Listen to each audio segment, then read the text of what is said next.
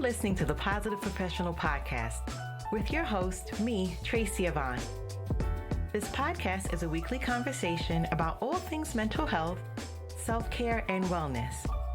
And there'll be sprinkles of positivity, mindfulness, and guided meditations.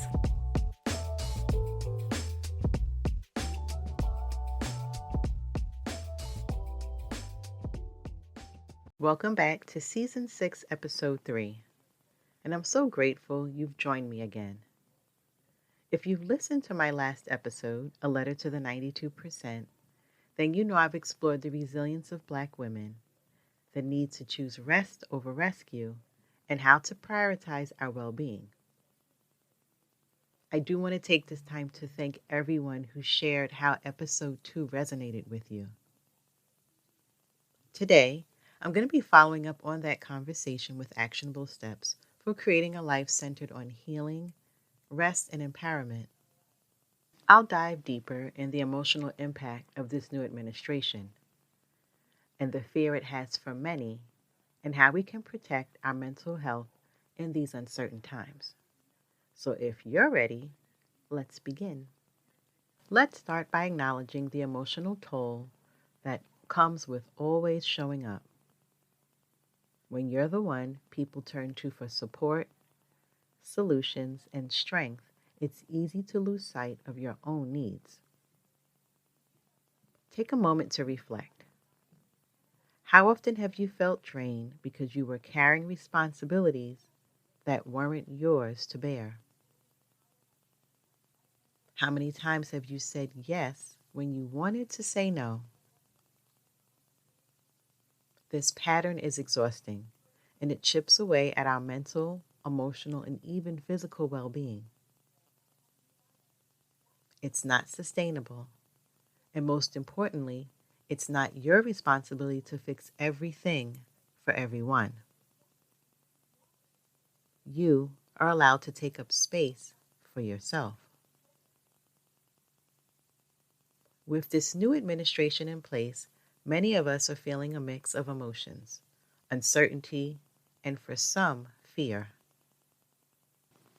Policies and rhetoric that threaten our community's rights, safeties, and future can create a constant state of hypervigilance. This fear isn't new to us Black women. We've lived through administrations and systems that have disregarded our needs, our health, and our humanity. The weight of always being on guard takes a toll. It can make us feel like we have to work harder, shout louder, and fight longer just to be seen. But here's the truth. You don't have to carry the fear alone. Recognize when you're internalizing the world's chaos and remind yourself that rest and healing are forms of resistance. Breaking free from the fixer role starts with awareness and boundaries. And here are 3 steps to begin. Acknowledge the pattern. Recognize when you're stepping into the role of the fixer. Ask yourself, am I taking this on because I generally want to, or because I feel obligated? Set clear boundaries. Practice saying no without guilt. For example, if someone asks you for your help but you're already stretched thin, respond with, I'd love to help, but I need to focus on my own responsibilities right now. Remember, saying no to others is saying yes to yourself. And delegate or redirect. Not everything needs to be handled by you. Delegate tasks to others or redirect people to resources that can help them. Empowering others to solve their own problems is a gift. And rest is revolutionary, and prioritizing it requires intentional action. And here are 3 practical steps that you can take. The first is to schedule rest like an appointment. Block out time on your calendar for rest, just as you would for a meeting or an obligation. Whether it's a 15-minute meditation, or an hour-long walk, or a weekend retreat, Make sure you prioritize it. Create a rest ritual. Develop a routine that signals to your mind and body that it's time to relax. This can include lighting a candle, journaling, putting on some soft music, or practicing deep breathing. And find your rest community. Surround yourself with people who value rest and self-care. Share your goals for rest with them and hold each other accountable. Now imagine what can happen if all of us, the 92% and beyond, chose rest and healing collectively. The energy we would pour into advocacy and resilience could be redirected into creating spaces where we thrive. Our well-being is not a side note. It's a revolution itself. When we step back, we make room for others to step forward. When we rest, we rejuvenate the strength we need to keep pushing for change. And when we prioritize ourselves, we set a precedent for the generations of Black women to come. As we continue on this journey of choosing ourselves, I want to share another 10 affirmations to guide you. These affirmations are designed to remind you of your worth and the importance of prioritizing your well-being. I release the need to be everything to everyone.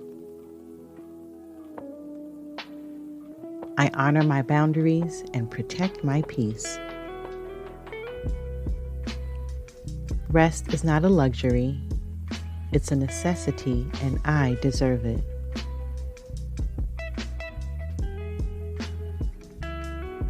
I trust others to handle their responsibilities.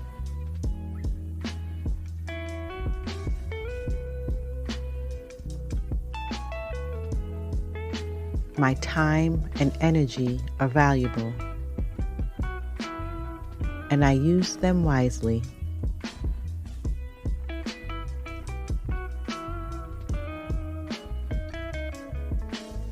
I am not alone in my journey. I am supported and loved.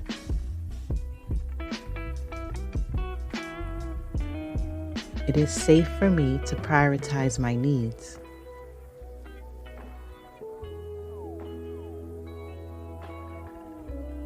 My worth is not defined by my productivity.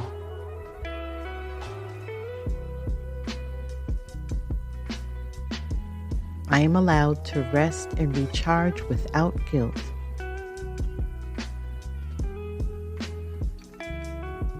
I choose healing, rest, and joy every single day.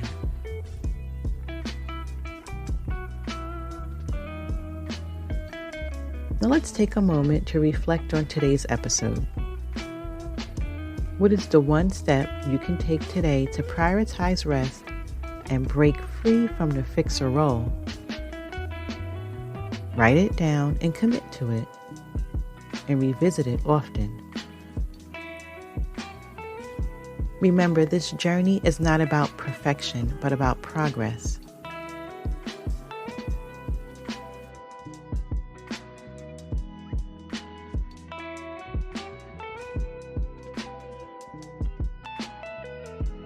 If this episode resonated with you, please share it with someone who needs to hear this message. And as always, take care of yourself. You deserve it. The journey towards healing and rest is a testament to your strength and resilience. Remember, choosing rest is not selfish. It is essential.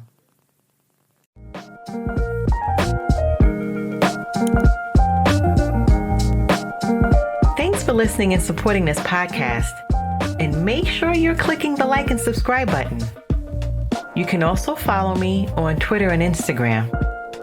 Stay safe, be well, and don't forget to be the best version of you.